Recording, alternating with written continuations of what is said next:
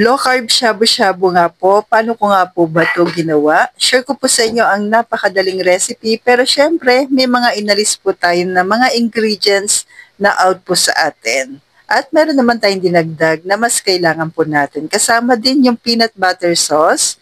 So una nagpakulo po tayo ng tubig. Then yung tomato paste po na ginisa ko sa sibuyas bawang. Yan, para may kulay po yung ating pinaka-soup po.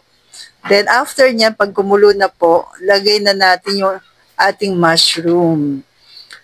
Dahil egg is live sa low carb, yung quail egg, tsaka yung boiled egg po ang nilagay natin. Yan. Mga pinakuluan ko na po yan ng bukod. Tapos saka natin nilagay po dito. Tapos yung ating konting gulay lamang po. Pechay Baguio. Tapos pakuluin lang po natin muna. Sa pampalasa po asin at paminta lamang po nilagay ko po dito. Ayan. Then yung ating meat, ito po yung mga bacon slice ng beef at saka yung pork. May nabibili na po yan sa palengke po or sa grocery pala po. Mas marami sa grocery. Basta po bacon slice. Yan.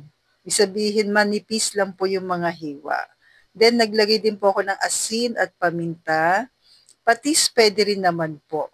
Yung, yan. Then, dahong sibuyas po sa ibabaw. Para po sa peanut butter naman, low carb peanut butter po yun. May natira akong kaunti. Then, nilagyan ko lang po ng bawang, chili garlic. Yan.